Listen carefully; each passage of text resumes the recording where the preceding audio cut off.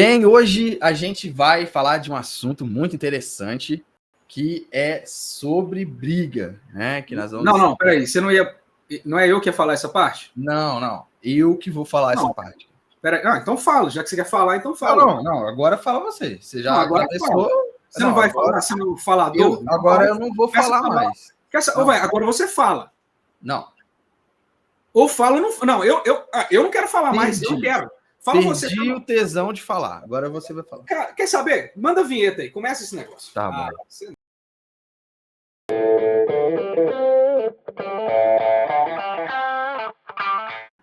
É isso daí.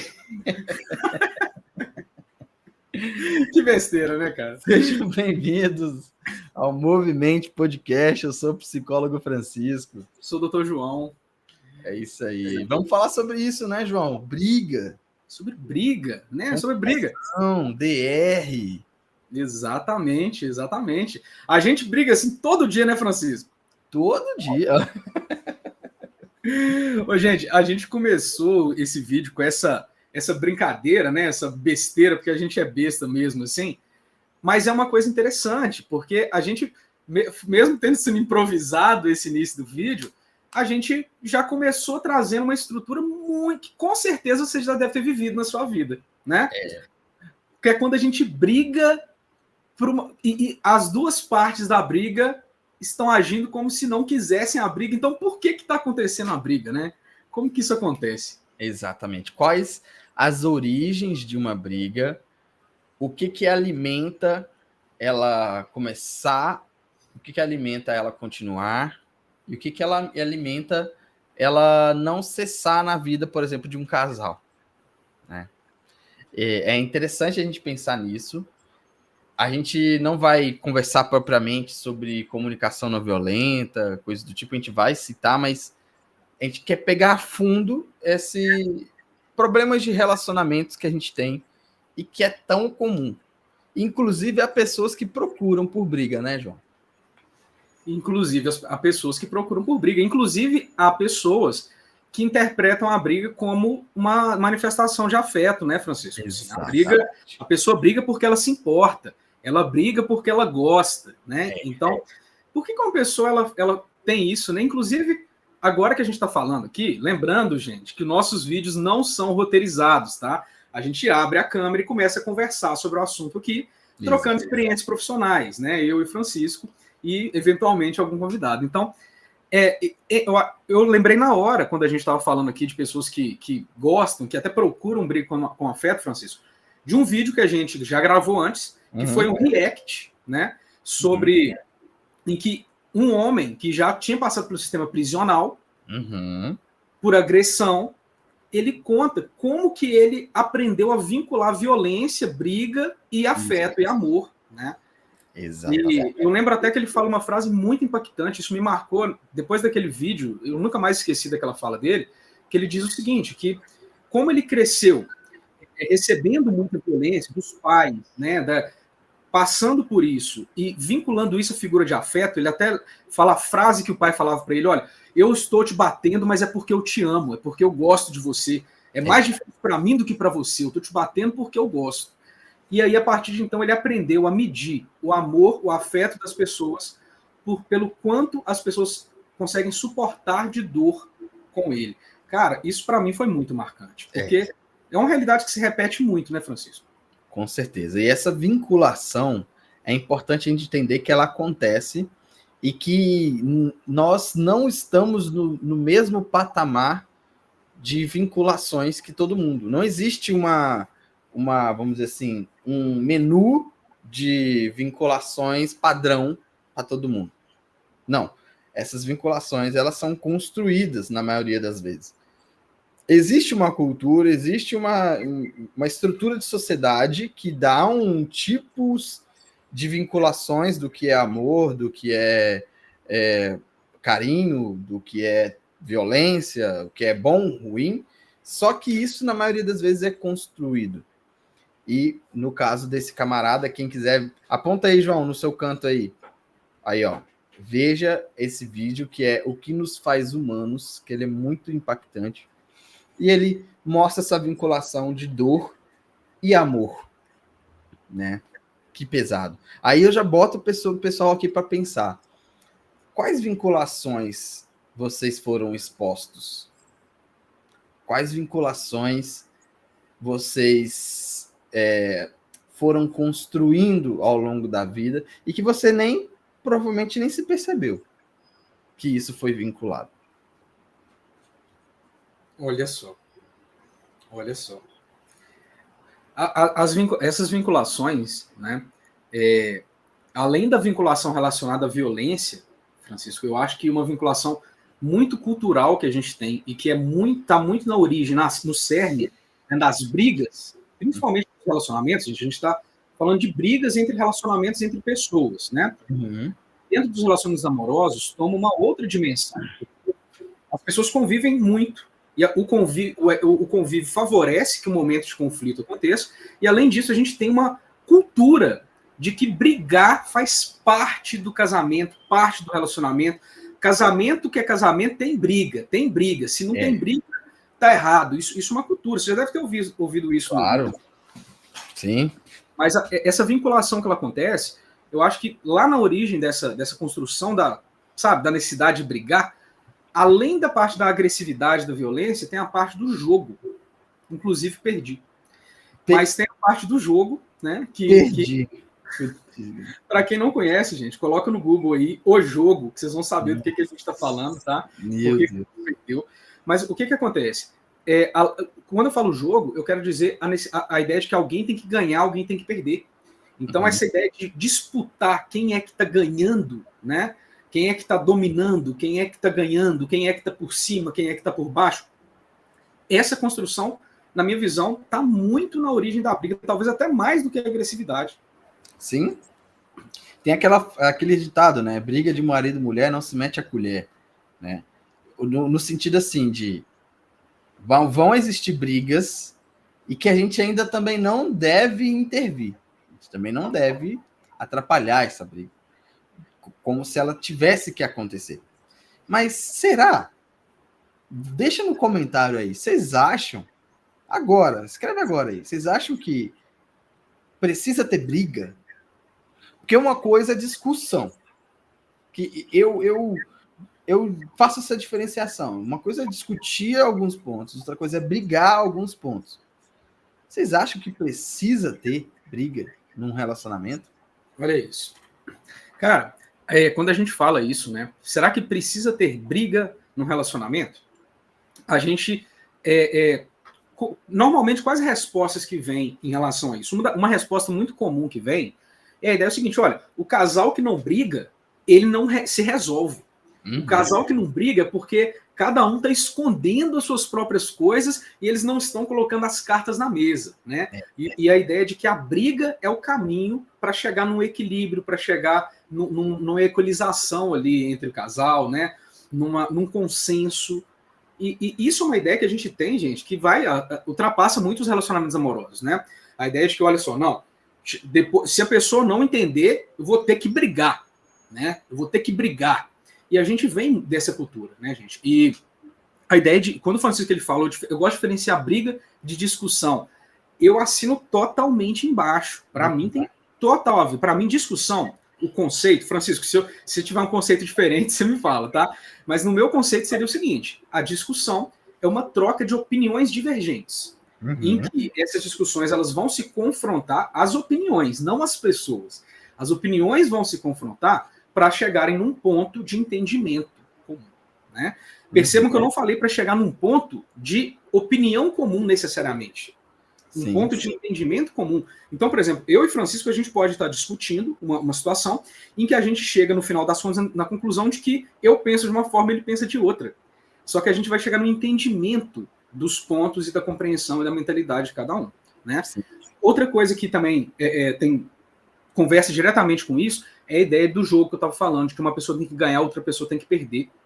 Ou seja, quando eu acho que para eu e Francisco ficarmos bem, ele tem que se submeter à minha visão de mundo, à minha opinião, né, e reprimir a dele, eu tô dizendo o quê? Eu tô dizendo que eu tenho que ganhar para que a gente fique bem. E se o Francisco pensa a mesma coisa, acaba se tornar impossível a nossa convivência, o nosso relacionamento. Né? Exatamente. Eu vou dar um exemplo para vocês aqui, que calma aí, só dei uma espreguiçada que estava precisando. Que, naturalmente, eu faria um corte desse episódio, mas o exemplo é o seguinte, o áudio do João tá saindo um pouco a minha voz. Aí a gente cortaria, eu falaria, ô João, cara, tá saindo minha voz aí e tal, ajusta aí, a gente faz o corte e depois eu te jogo lá. Só que, o que poderia acontecer também? A pessoa chegar e falar o seguinte, porra, velho, caramba, já te falei sobre a merda desse áudio, de sei lá o quê, e você faz a mesma coisa e tal. Até joguei um negócio aqui no chão. Você tá muito bravo, Francisco. Enfim, dando a entender de que a outra pessoa tem que estar sempre ajustando as coisas de acordo com o gosto do outro. Sendo que o João, ele não sabe que o áudio estava vazando. Eu sei que o áudio estava vazando. E ele não tem como exatamente checar isso. Né? Mas, então, existem esses pressupostos que são passados, que é o conceito fundamental de quê? Liberdade. Acho que você chegou no ponto central, né, Francisco? Exatamente. Deixa eu pegar a pilha que caiu aqui. Inclusive, melhorou o áudio, eu ajustei aqui. Tá melhor, perfeito. Cara, eu concordo totalmente, né? Inclusive, a ideia além dessa ideia, né, de que você tem que tirar essa liberdade do outro, ou seja, gente, quando o Francisco fala a palavra liberdade, cara, isso eu acho que é a base da maioria da nossa filosofia da Movimento, saúde mental, né? Porque liberdade, por exemplo, é a base da comunicação não violenta. Né? Para você, a gente falou que não ia falar de CNV aqui, mas estamos falando aqui, porque é o seguinte, você só pode ter uma conversa, uma discussão saudável, encontrar um ponto com outra pessoa, se você primeiro tem empatia. E a gente já falou que a empatia não é você se colocar no lugar do outro, e sim você entender que o outro, que o outro é livre, tal como você, que o outro não tem os mesmos preceitos, os mesmos caminhos, as mesmas barreiras que você.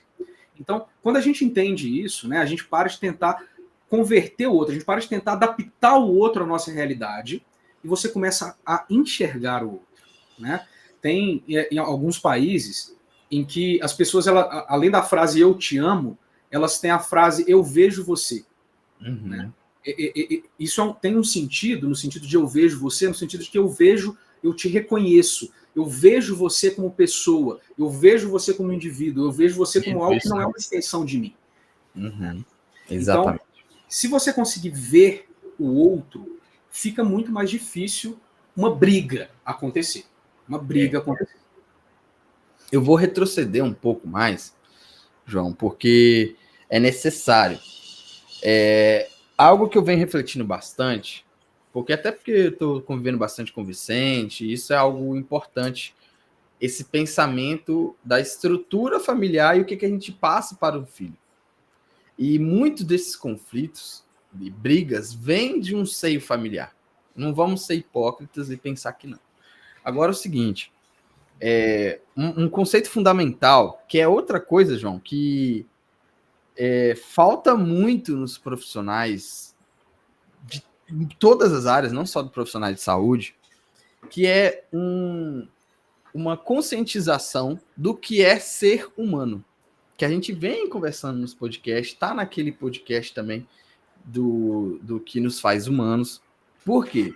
Eu vou citar novamente a ideia da Edith Stein, uma filósofa existencialista, que construiu, e depois a Hannah Arendt também fez a própria construção de condição humana.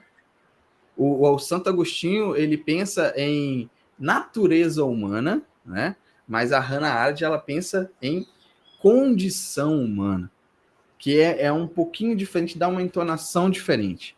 Nós temos uma condição à humanidade, e não exatamente a natureza inata a isso. Compreende? E essa condição, ela precisa ser instigada, ela precisa ser contornada para trazer humanidade.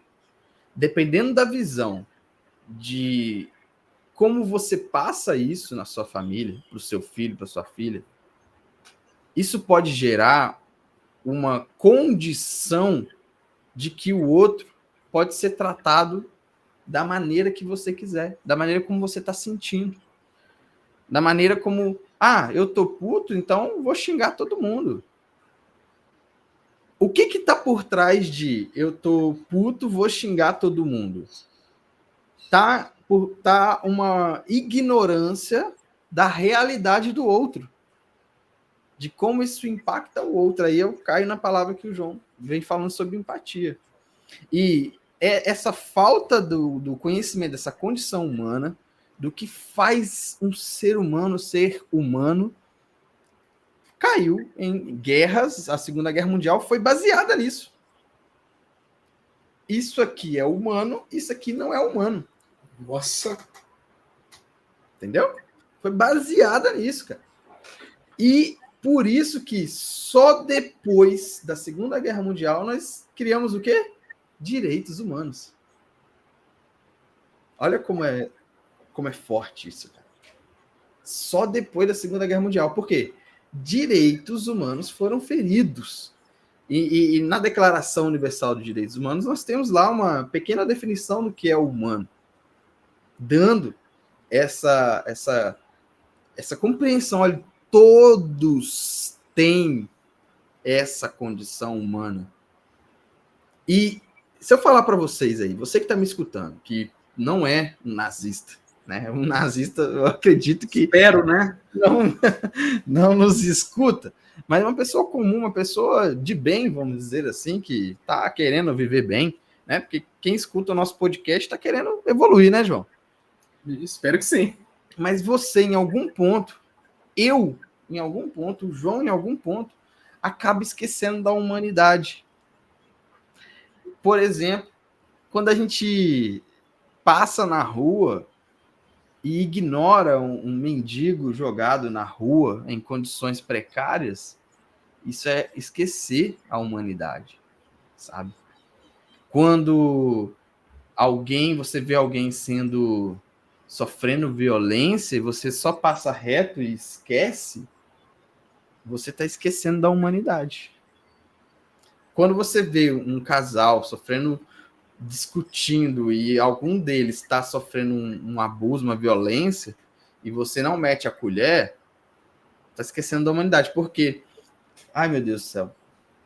Quem que fala isso? Porque pensar em humanidade é pensar em comunidade. É pensar de que atinge o outro. Pô, esqueci completamente quem que fala isso, mas é um filósofo importante. No conceito de ética. Atinge o outro, me atinge. E só assim a gente completa essa noção de condição humana. Porque atinge o outro, a humanidade do outro, então tá me atingindo. Se não for assim, não é condição humana. Você um animal, eu outro animal, vivendo vidas distintas que não tem a ver. E se você... E aí eu tô retomando um monte de filósofo aqui. O Kant, ele fala algo interessante, né? Se eu deixo que aconteça isso com você, automaticamente eu permito que isso aconteça comigo também. Se eu quero fazer algo da minha vida com o outro, eu tenho que entender que isso se volta para mim. Então, por isso que acontece com o outro, acontece comigo. Eu tenho que ter essa noção de comunidade. Falei muito, João, desculpa. Nossa, eu aprendi muito com a sua fala, que eu estava prestando atenção, tentando te acompanhar, né? Eu acho que essas coisas são muito confundidas mesmo, né? A condição humana com a natureza humana, cara. Eu não sei se a gente tem as mesmas bases e referências, Francisco, para esses conceitos, né?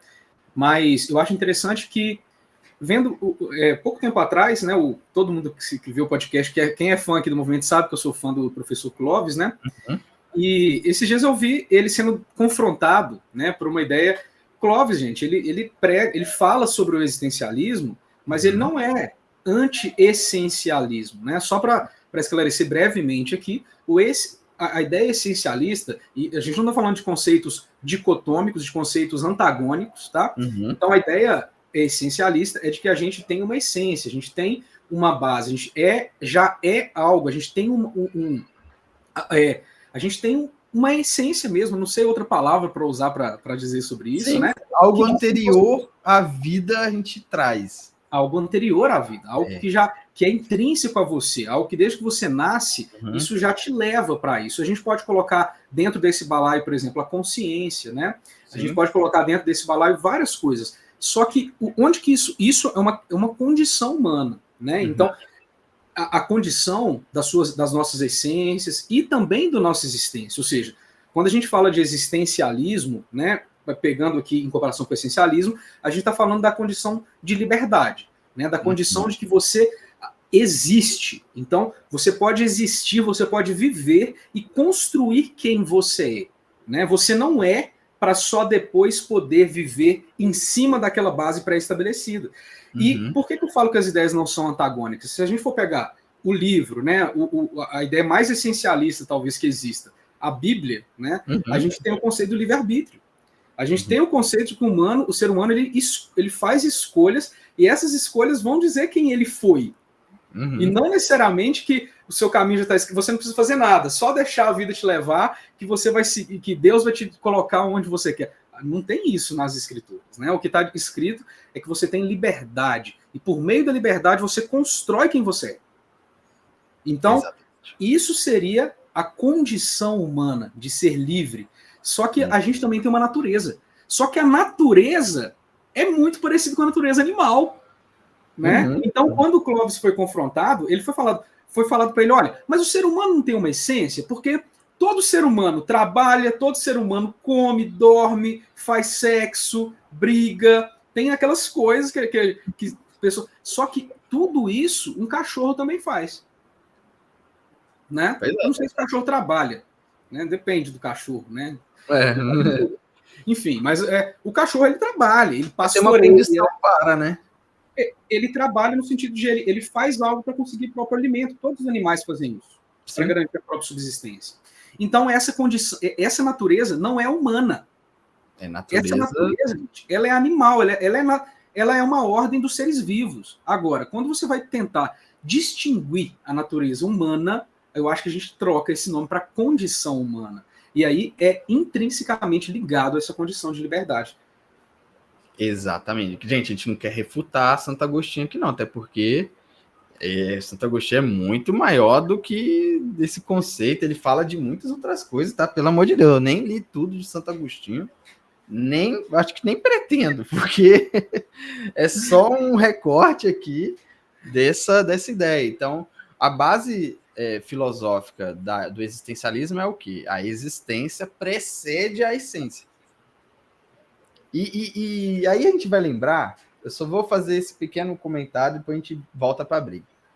A gente vê vídeos, por exemplo, de racismo, de preconceito com pobreza. Uma pessoa que tem mais poder aquisitivo falando assim, nossa, mas... Num vídeo assim, mas essa pessoa não devia estar aqui. Ela passou na minha frente e eu sou filho de fulano de tal e... eu tenho tal coisa, essa pessoa não tem que estar na minha frente. Olha, quem que é ela? E aí a gente lembra, né? Quem é você para estar falando isso para mim? Eu sou tal coisa. Dando a ideia de que a essência dessa pessoa precede a existência dela. Se ela nasceu numa família tal, tem uma cor tal, é de tal maneira, tem tanto poder aquisitivo de que ela vai ganhar dos familiares quando morrer. Isso dá mais valor do que a existência do outro. Essa é a ideia. E isso acontece em níveis menores. Aí o que acontece? Como a nossa educação para os nossos filhos não é padronizada, é a revelia. E no Brasil, ela é chutada no balde, as pessoas fazem como elas querem. Elas só repetem padrões. Muitas das vezes a gente aprende que sim, a gente faz essa vinculação de que amar é brigar. Pensa vocês aí, tá, gente? Como a gente não consegue não estar conversando com cada um aí, você vai ter que fazer essa vinculação, conversar na sua terapia sobre isso. Eu, por exemplo, fiz muito uma vinculação, aí eu não posso entrar muito, porque familiares meus escutam, mas que eu tive que, e ainda estou lidando com isso na minha terapia, que é uma autocobrança. Eu aprendi muito de que amar, de que estar com o outro, de que ter carinho pelo outro é me cobrar mais. Eu demorei, João, a me conscientizar disso, cara. De como que isso me rouba energia. E que muitas das vezes eu entrava em exaustão completa. Porque eu queria o bem das pessoas à minha volta, mas para isso foi vinculado uma autocobrança. Então, pensem vocês aí que estão nos escutando, é muito importante isso. Que foi vinculado quando vocês só recebiam, por exemplo, para ajudar na compreensão de vocês, dando um exemplo, tá, gente? Vocês recebiam carinho só depois de uma briga? O carinho vinha depois da palmada? Pá! Ah, não, sei lá o quê. Olha a vinculação. Uma palmada e depois, para aliviar o efeito da palmada, passava-se a mão, o carinho, o toque. Olha, pequena vinculação, né?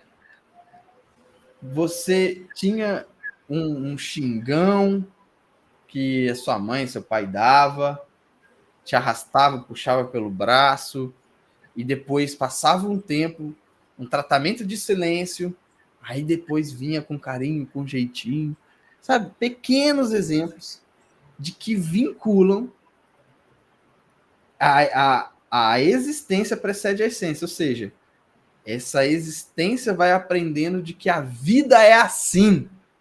Lhe foi lhe dado uma vida de que não necessariamente precisa ser essa vida. Pode ser uma vida mais equilibrada, mais leve. Eu demorei a entender que a vida pode ser leve, João. Porque eu aprendi que a vida é pesada. A gente tende até a relacionar as coisas serem leves com serem superficiais, né? ou com não serem fortes o suficiente, né? Com serem frágeis. A gente tende a relacionar leveza com isso. Leveza com o que é fraco, leveza com o que vai, né? Tem um livro, quem escreve mesmo? O nome do livro é A Insustentável Leveza do Ser. Um livro bem antigo, sim, não sei se é de Machado, estou tentando lembrar quem que escreveu. Não. Não? Vê aí quem que escreveu esse livro, mas qual que é a ideia? Esse livro ele tem um prólogo, né? E ele tem... aí. Gente, recomendo, livro muito bonito, muito Milan bonito. Kundera. E esse livro ele tem um prólogo no início, ali, em que ele fala sobre o peso e a leveza na vida, sabe, Francisco? Eu acho muito interessante que ele coloca um exemplo de que durante toda a vida a gente busca equilibrar peso e leveza, e de que essa talvez seja uma das principais questões da vida, né? E aí ele coloca que nós, primeiro, por exemplo, nós tendemos a ver peso como algo ruim e leveza como que é bom, né? Sendo que, às vezes, inconscientemente, como você traz, a gente coloca o contrário. Mas a ideia que esse livro traz é de que o peso, por exemplo, ele é necessário. O peso, ele é aquilo que te prende ao chão, né? O peso, ele é aquilo que, em vários momentos, é o que te protege. Muitas vezes é o peso do braço dos seus pais te segurando quando você é bebê, né? Muitas vezes é o peso ali no sentido da estrutura de uma casa que te protege. Então, o peso, ele é importante. Só que o excesso de peso te esmaga. Assim como a leveza, ela também é importante, mas o excesso de leveza faz com que você se perca, como uma folha ao vento, né? Então, o equilíbrio disso traz uma sensação de estabilidade. Só que a gente busca peso e leveza, muitas vezes, Francisco, de forma não consciente. E isso faz com que a gente faça o quê? A gente, em vez de buscar peso e leveza, nós fugimos em direção ao peso ou em direção à leveza. Né? Uhum. Então é muito comum, por exemplo, que um casal que esteja discordando muito, ele comece a fugir em direção à leveza, evitando conversas importantes, evitando tempo de convívio, né? Evitando autorreflexão, olhar para si mesmo, perceber às vezes os próprios erros, né? As próprias falhas, evitando um pedido de desculpas. Então a pessoa ela foge para leveza, né? Fazendo o quê? Se desvinculando por meio da desvinculação, por meio do afastamento, por meio da evitação, né? E ao mesmo tempo tem a questão do peso. Então essa relação do peso com o que é sólido, com o que é forte, com o que é importante, faz com que a pessoa às vezes buscando o peso esteja sempre tentando tirar a outra pessoa de onde ela está, né? Sempre tentando mover a outra pessoa porque ela acredita que deixar as coisas em paz, deixar as coisas como estão, deixar as coisas leves é um problema, é um sinal de que tem uma fragilidade ali. Isso é importante, porque quando você vê, por exemplo, né, os seus pais brigando um com o outro, usando palavras ofensivas, xingando ali, falando, sabe? E aquele momento, depois eles chegam para o filho e falam: seu filho, o pai e a mãe brigaram, mas é porque é para a gente se entender, para a gente ficar bem. O pai e a mãe brigaram, mas é porque a gente se ama. O pai e a mãe brigaram, mas é porque a gente te ama. Exatamente. Minha imagem perdeu o foco. Olha o peso disso. A gente brigou porque a gente te ama. O que isso ensina para uma criança, né, Francisco? Então, muitas das vezes, essa criança, quando for se relacionar, ela vai buscar a briga para poder sentir o amor. Entendeu?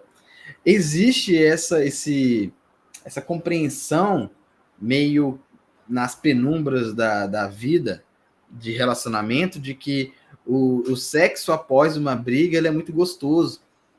Ele é mais gostoso do que um sexo quando as pessoas estão bem. Porque tem uma carga de liberação, né, de que torna ele mais gostoso. Só que isso é só uma nostalgia do que você viveu no seu passado. Sinto lhe informar. Sinto lhe informar. E é claro, o contraste ajuda também, né? Quando a gente come algo salgado, depois comer algo doce, é melhor do que você só comer o doce, claro. Só que não precisa ser um contraste tão grande assim. E você não precisa trabalhar a sua vida em contrastes. Mal, bom. Ruim, legal.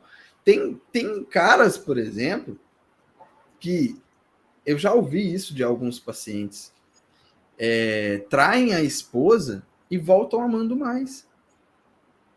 Inclusive, a gente tem que fazer um podcast só sobre isso, né, Francisco? Só sobre traição. Vou até guardar aqui um pouquinho. Então, assim, pegando essa noção de empatia, de liberdade, de contexto familiar, vocês aí vão pensando, tá? O que... Aí eu vou usar um pouquinho da comunicação não violenta. O que de fato vocês querem com uma briga? Pega aí um exemplo na cabeça de vocês da última vez que vocês brigaram. Seja em casal, ou com um amigo, prima. Pega a última vez que vocês brigaram.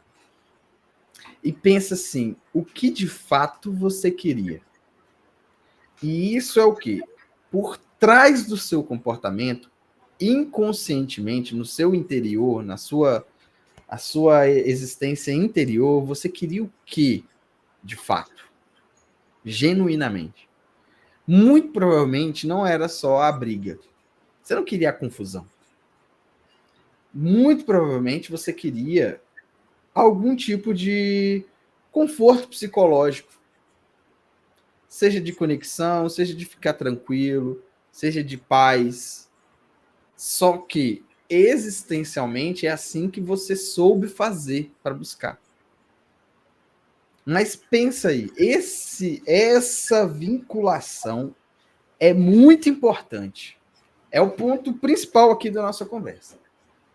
Não sei se você concorda, João. Francisco, eu concordo totalmente, cara. Eu queria complementar o que você falou. Tem um infográfico, assim, esqueci o nome, um fluxograma, né? Mas só a nível de entendimento mesmo, né, gente? Não é uma coisa, sabe, científica, assim, mas é um padrão dos conflitos em relacionamentos. E os conflitos, eles têm 3 fases, né? Sim. Então você tem o conflito, e aí pode ser uma briga, pode ser uma agressão física, pode ser um xingamento, né? Aí tem vários níveis disso, dependendo do relacionamento. Então você tem o conflito, depois você tem a lua de mel, que é o que o Francisco falou, né? O bate a sopra ali. Então você tem um conflito, na hora da reconciliação do conflito, a tensão ela tá tão grande, tem tanta pressão, que quando você abre para reconciliação, você tem um esvaziamento muito grande dessa pressão muito grande, que é onde geralmente as pessoas elas ficam carentes, né? Porque durante a briga tá um frio com o outro, sem saber como o outro está perante ele. Então, na hora que eles falam, não, vem cá, vamos abraçar, aí, ufa! Aí é aquela coisa, aquele alívio enorme, né? E isso é viciante. Isso é viciante. Esse alívio enorme é muito parecido com quando uma pessoa ela bebe uma cachaça, quando a pessoa ela fuma uma maconha. É muito parecido, é um alívio muito grande, né? É um descalonamento, uma alteração de um estado de consciência, de um estado de humor muito abrupto. Sim. Então, isso vai levar ao que a gente chama de lua de mel, que é, não, nunca mais isso vai acontecer. Olha, vamos mudar. A partir de agora, a gente vai fazer isso diferente. Você sabe que eu te amo demais. Você sabe que eu só briguei com você porque eu tenho muito medo de te perder. Você sabe que eu só briguei com você porque você é muito importante para mim. E aí tem esse momento de lua de mel.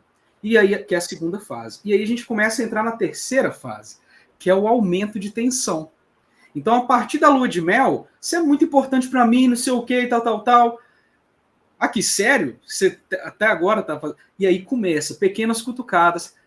E eu queria trabalhar nesse aumento de tensão.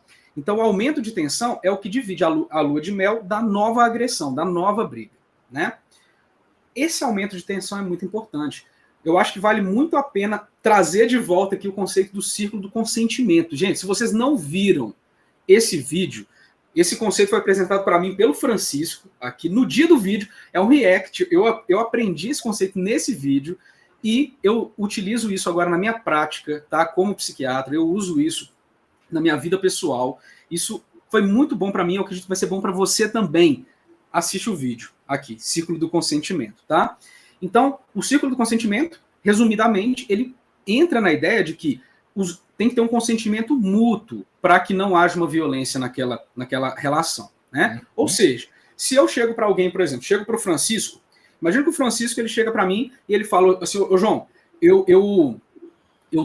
cara, hoje eu tô com preguiça, eu não quero gravar o podcast, eu tô estressado. E eu chego para ele, na verdade, eu não sou a favor disso, eu acho que a gente tem que fazer isso, mas em vez de falar, cara, eu acho que a gente precisa gravar hoje, eu acho que é importante, eu chego e falo assim, cara, beleza, tudo bem, então, deixa, a gente faz outro dia e tudo mais, só que, na verdade, eu tô mal com aquilo.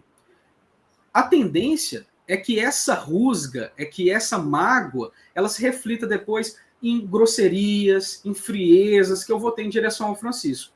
Então, a quebra do consentimento, gente, ou seja, eu dou, eu aceito, né? Ou você quer, eu quero. Se você fala, você quer, e você, na verdade, não quer dizer isso, e a pessoa fala, eu quero, você está sendo violento. E essas quebras de consentimento, elas são responsáveis muito pelo aumento de tensão que acontece até gerar um novo conflito. Exatamente. Não. Mas aí gera na cabeça da pessoa de que ela ser sincera vai gerar mais conflito. Mas, pelo contrário, pode até gerar uma tensão, mas é uma tensão sincera. É uma tensão de que a sua necessidade está vinculada com a existência. Quando você briga, mas na verdade você está com a necessidade de uma paz, de se conectar com a pessoa, a sua necessidade não está vinculada à existência. E essa desvinculação promove um tipo de ruído interior que tende a você explodir, né? Mas quando você fala assim, eu não gostei disso e gostaria que você fizesse de tal forma, porque assim eu me sentiria melhor, é muito mais... a tendência é muito mais do entendimento do que propriamente de uma briga estourada. Porque você está sendo sincero e conectado com as necessidades. Né? Exatamente. Ô, gente, se você ainda não está 100% entendendo isso que a gente está falando, de necessidade, né, de você se conectar com a necessidade, círculo do consentimento, primeiro, a gente realmente aconselha que você veja alguns vídeos, porque a gente trouxe esse assunto já bem aprofundado aqui. Em breve, a gente vai estar aí, provavelmente, com um curso bem mais aprofundado, aí sim, de comunicação não violenta para os relacionamentos. Se você acha que o relacionamento não tem solução, vocês não conseguem se conectar de forma alguma, em breve, um curso para te mostrar uma outra forma de enxergar isso. Mas, voltando ao assunto aqui, gente, necessidades, elas precisam ser expressas e elas precisam ser entendidas pelas duas partes para que um problema seja resolvido. Isso é uma das bases da comunicação não violenta, né? Só que uma coisa que acontece muito é que nós distorcemos a nossa necessidade, né? Vou dar um exemplo aqui para mostrar isso. Um exemplo que eu adoro dar, que é o exemplo de briga de trânsito. Porque se tem uma coisa que tira os outros de sério, é briga de trânsito. Pode ser a pessoa mais pacífica do mundo, tá sujeito a uma maldita de uma briga de trânsito. Né? Eu não sei exatamente por que é assim o trânsito, mas é um ambiente, né, brigão, assim, um ambiente bravo, né? Sim. Mas qual que é a questão, gente? Uma briga de trânsito, geralmente, imagina que uma pessoa dá uma fechada no outro, e aí rola aquela buzinada, pá! E aí, aqui, pronto, se instaurou ali uma situação conflituosa. E aí os dois descem do carro. A pessoa que ela foi fechada, que tomou a buzinada, provavelmente o que esse indivíduo ele quer? Respeito. Ele quer ser respeitado, ele quer saber que o outro valoriza os limites dele e respeita esses limites, né? Normalmente, o que a pessoa ela chega, sai do carro e faz? Aí, ô, seu filho da... Não vou pro YouTube não censurar, não vou falar, mas o que você tá fazendo? Não sei o que agora? Você estragou o meu carro, essa merda e tal. E aí, o que acontece? A pessoa, ela joga desrespeito pro outro, né? E, por algum motivo, ela espera que, desrespeitando bastante o outro, ela vai receber respeito. Naquele momento, gente, a gente está tendo uma distorção de necessidades. O próprio indivíduo, ele se desvincula do que ele realmente quer como necessidade, né? E ele assume a posição da disputa. Por um momento, a briga, ela faz isso com você. Se você pegar a sua última briga, você vai perceber isso. Durante a briga, você suprime as suas próprias necessidades. Porque você só pensa em vencer. É verdade. Entende? Quando você briga com a sua esposa, por exemplo, porque você não tem atenção suficiente, porque ela não te dá atenção, não te dá carinho, não te dá afeto, né? Quantas vezes você chega para ela e traz isso exatamente da forma que é, e não dizer que ela é fria, não dizer que ela é distante, e não dizer que o relacionamento já não é mais o que era antes, né? As pessoas adoram fazer essas chantagens emocionais, né?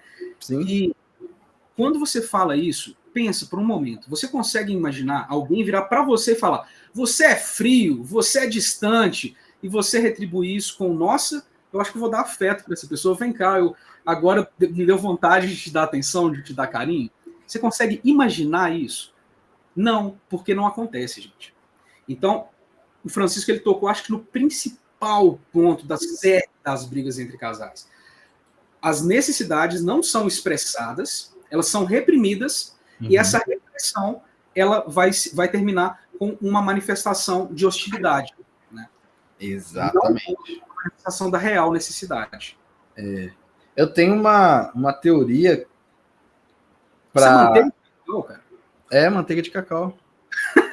Tem muito tempo que eu não vejo ninguém usar isso. Ô, louco! Mó bom, cara. Que isso? O beijo fica gorduroso. Eu tenho uma teoria que eu até já enviei já pro Conselho Nacional de Trânsito, e eles não aceitaram, cara, para resolver essa questão aí, que minha teoria é o seguinte, de que todo carro ele devia tocar só Jack Johnson. E aí ninguém iria brigar. Por essa Isso eu não esperava. Imagina, todo carro só tocava Jack Johnson. Aí não iria brigar, cara. É verdade, cara. Não ia, cara. Para não ficar muito fascista, você pode dar uma opção de Bob Marley também. Pode ter um Bob Marley ali. Mas Jack Johnson é fascista? Não, é porque se você só deixar a pessoa ouvir um tipo de música, aí a gente vai ser fascista. Não, é verdade. Bob Marley, uma Britney Spears, entendeu? Cara, brincadeiras à parte, mas é uma brincadeira legal, porque isso é uma coisa bacana, cara. A gente traz pouco elementos pacificadores, às vezes, para o nosso cotidiano. Eu tô vendo uma série que a gente vai fazer o react ainda, que é a série Treta. A série da Netflix, se eu não me engano, gente. Eu recomendo para quem quiser ver. Fala muito disso, da origem dos conflitos, né? E por que eu achei, apesar de ser uma brincadeira, por que eu acho legal o que o Francisco falou sobre andar ouvindo Jack Johnson? Quando a gente está num estado de espírito, num estado emocional propenso ao conflito, a tendência é que a gente alimente esse estado.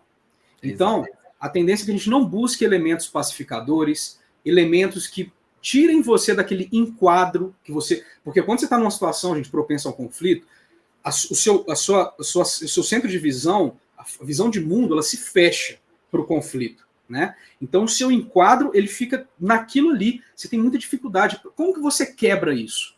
Você tem que trazer outros elementos que não alimentam aquela situação, né? E isso não é o que acontece, pelo contrário. A ideia é que quando a gente está propenso ao conflito, isso é retroalimentativo, né?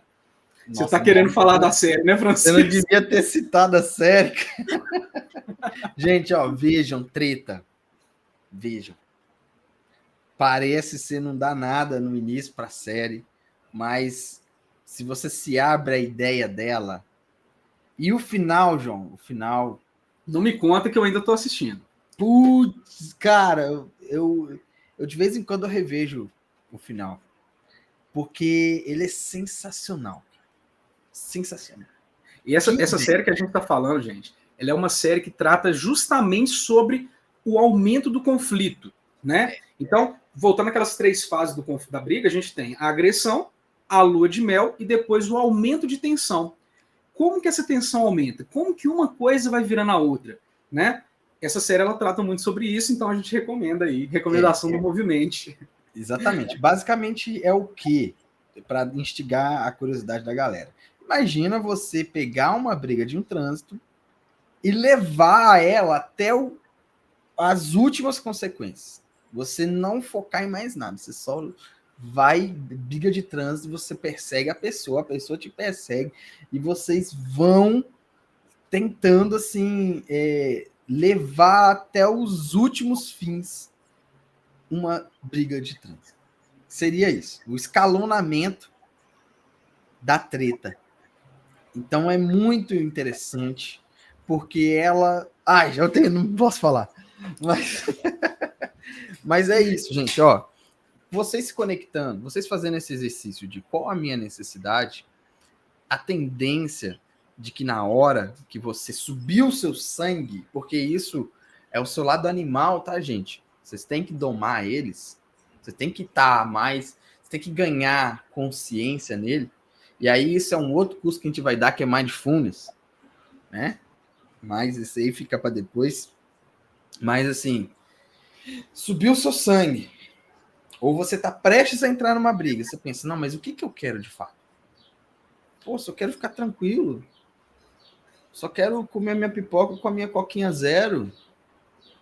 Então, se você você equaliza a sua existência com a sua necessidade, você fala, não, então deixa eu reduzir aqui, peraí, deixa eu dar um passo para trás, porque eu só quero comer a minha pipoquinha com a minha coquinha zero. Não quero entrar numa briga, não quero discutir, mas aí então você fala, olha, eu entendo que você quer discutir isso agora, mas a minha necessidade agora é essa. Ao invés de, pô, você tá me atrapalhando e caramba, você aí Você equalizou a sua existência para a briga. Você equalizou a sua existência para o quê? Gastar tempo, acabar com o seu resto de semana num episódio que nem vai fazer tanto sentido, vocês não vão chegar a conclusão nenhuma, né? Vocês só vão se ofender, sendo que você só queria comer a sua pipoquinha com a sua coquinha zero, né? Exatamente. Gente, eu vou trazer isso um pouco aqui para o contexto dos relacionamentos. Uhum. E para uma abordagem assim, para você que está vendo a gente, que está com problemas conjugais ou no seu namoro, né? E que está tendo isso, eu gostaria que você tentasse identificar esses pontos que a gente está falando dentro do seu relacionamento, dentro do padrão de como as coisas são, né? Porque o que acontece?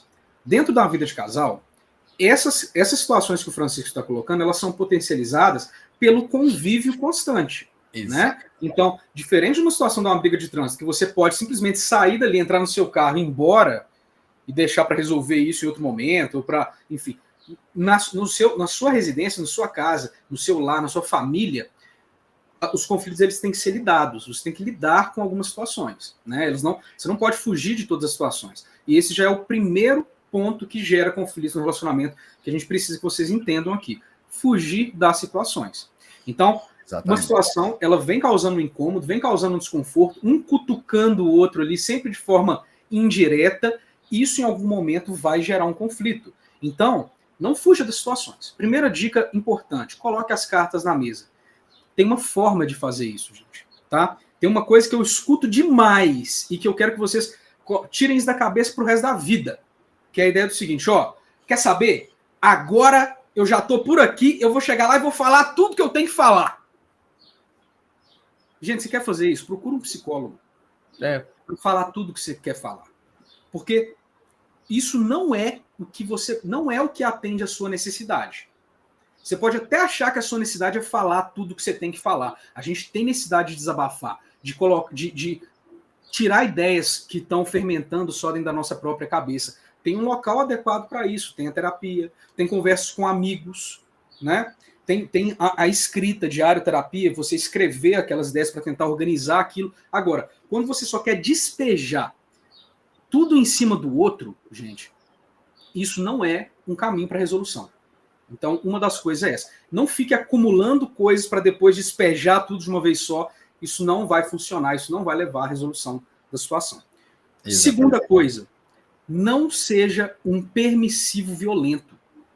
Ou seja, se o seu parceiro ou parceira, eles te cobram, te pedem, te colocam em situações que não atendem às suas reais necessidades, ao que você é, ao que você gosta, você precisa expressar isso, né? Eu atendi umas pessoas há pouco tempo, né, alguns meses atrás, e que tinham essa questão no casal, que a esposa, ela gostava de sair e o marido era muito caseiro.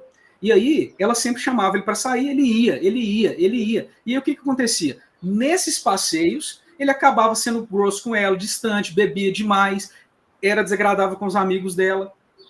E aí, isso ia gerando cada vez mais conflito no relacionamento. E ela também tinha um discurso que ela falava, não, mas eu não vou ficar só dentro de casa. Ele tem que sair de casa também. E aí, em algum momento, durante algumas conversas, essa pessoa descobriu, primeiro, que ela pode sair de casa sozinha, ela pode sair com amigos, né? Que isso é uma outra coisa que aí já está num outro nível, não tem a ver com a comunicação de conflitos nos relacionamentos, que é a ideia de querer ser dono do outro. Né? Aí lembra da liberdade, né? É engraçado, João. Às vezes eu tenho que falar. Eu tenho que falar tanto pro casal quanto pra pessoa. Eu falo, olha, não é só porque você casou que você perdeu a liberdade. Ah, mas eu não posso fazer o que quiser. Não, você pode. E se você fazer certas coisas, vai ter consequências, mas você ainda é livre. Ainda existe a liberdade. E o outro também é livre, cara. Isso também a gente esquece muito fácil, né? E esse conceito da liberdade... Então, gente, olha isso, como que isso... Eu tenho certeza que se você está num relacionamento conflituoso, isso pega no seu relacionamento, né? Essa ideia de entender a liberdade do outro também, ela entra num contexto... Agora, essa parte, Francisco, eu acho que vai pegar a maioria dos casais.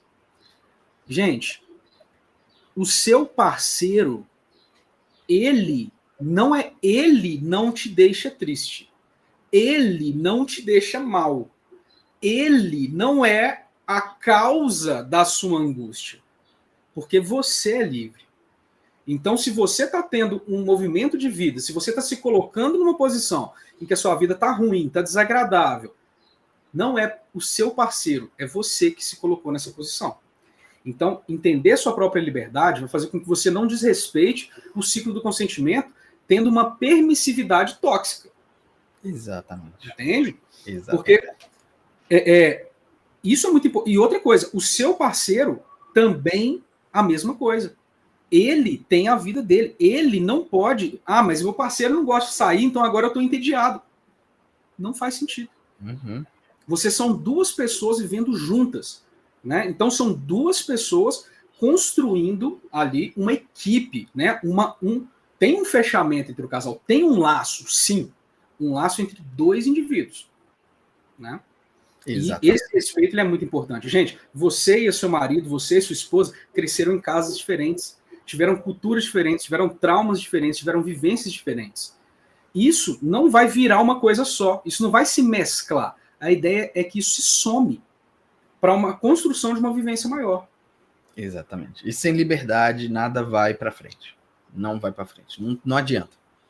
Você prender, só tá contando o tempo aí para isso acabar, né? E existe tudo isso que o João falou e a hierarquização das necessidades. Por quê? Quando vou pegar até o meu exemplo da pipoca e da Coquinha Zero, tipo assim, quando você tá querendo a pipoca e a Coquinha Zero, mas a sua parceira, o seu parceiro está mal, você pensa assim, poxa, qual é o mais importante agora? A pipoca e a Coquinha Zero ou oferecer um suporte emocional, dar um tempo para dialogar essa questão porque o meu parceiro, minha parceira tá mal.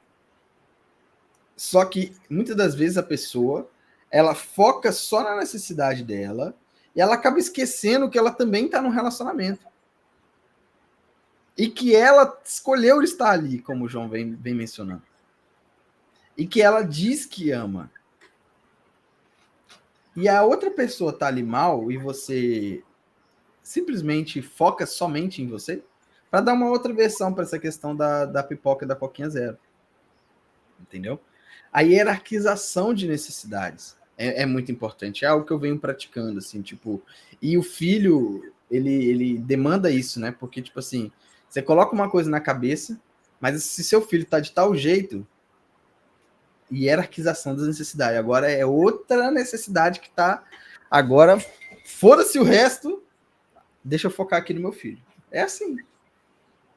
Sabe? Quantas coisas que eu queria ir, show, casamento, sair com tal pessoa, amigo, mas o meu filho estava precisando, meu filho.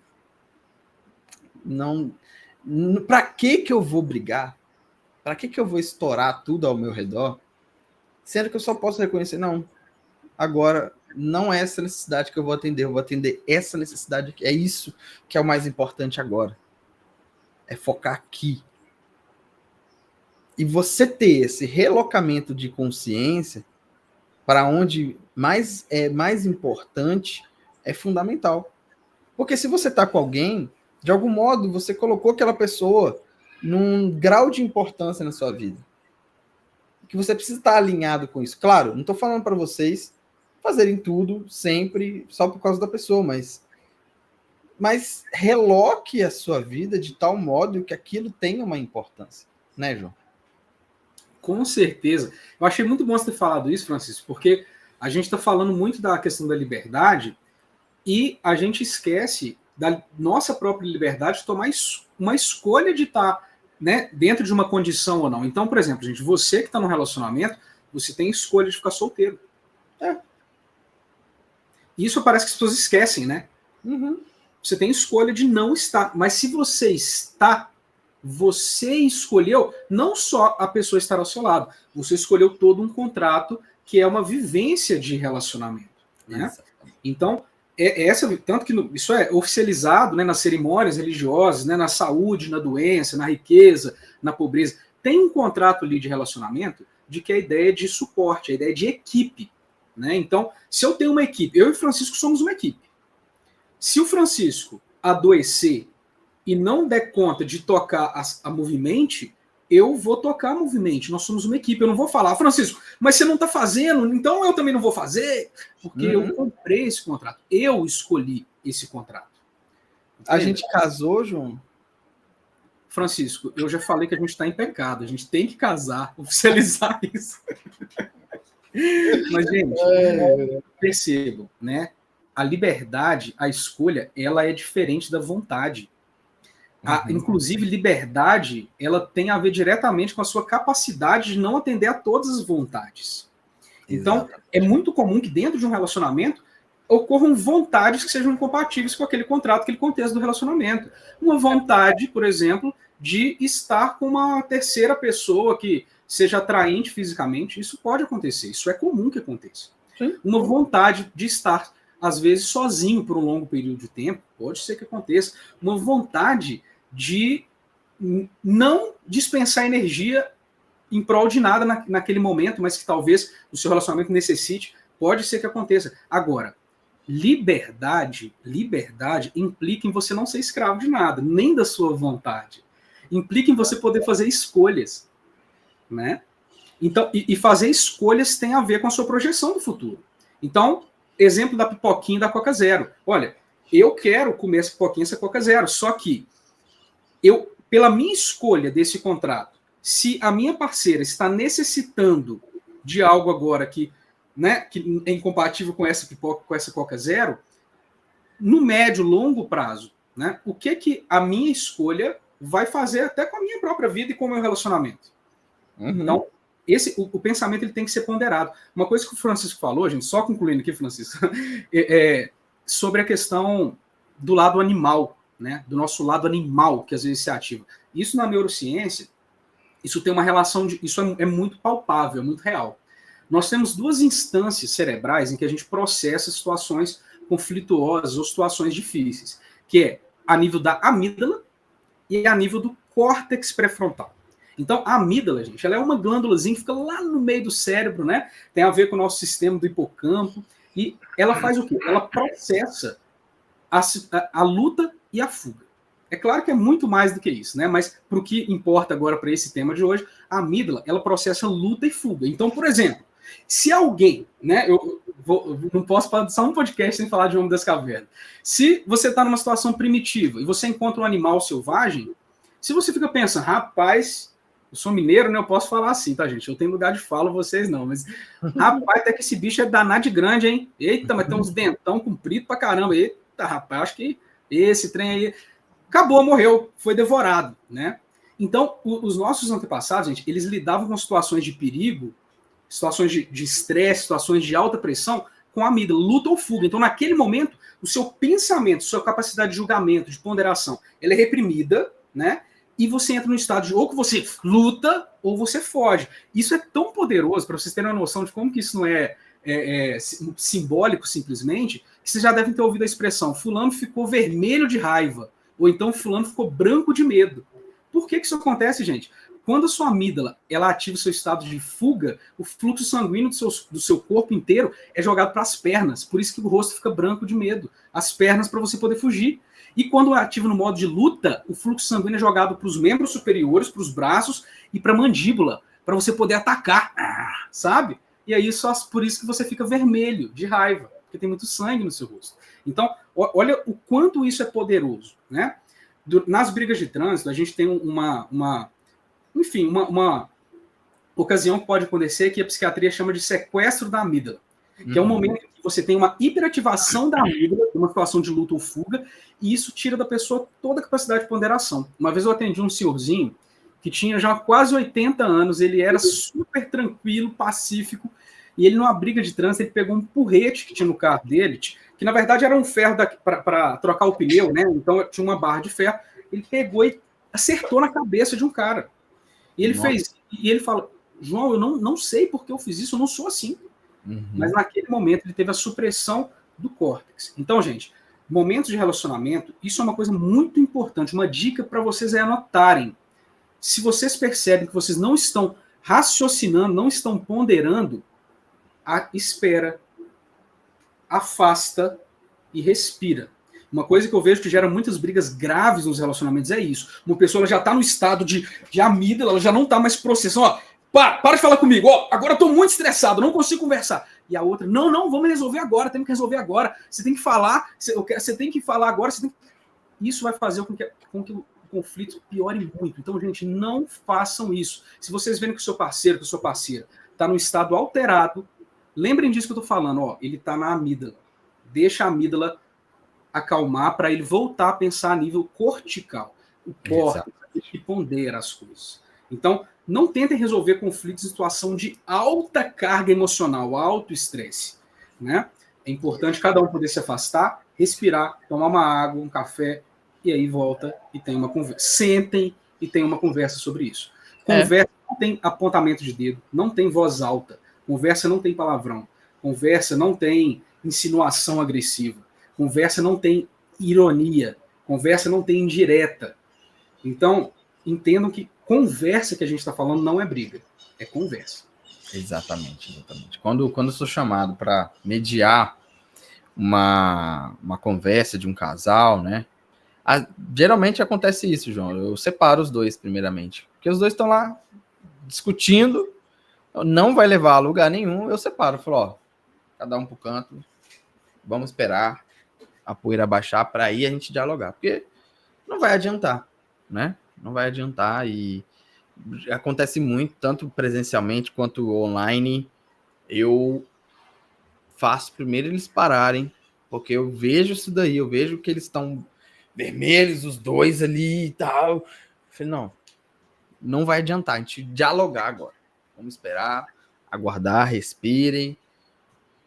Aí depois a gente dialoga. E esses são dados importantes.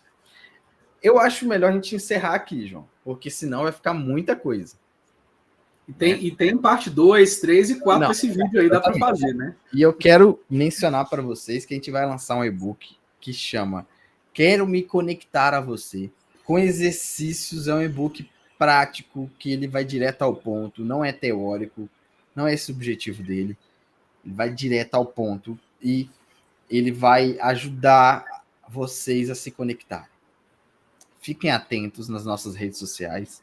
Daqui a um tempo, na própria descrição aqui vai estar o link para vocês estarem comprando, tá bom? Mas não tá agora, porque a gente está finalizando ele, a estética dele, alguns pontos, e a gente vai lançar, mas fiquem atentos. Vai ser baratinho, vocês, cada casal comprar aí vai ser maravilhoso.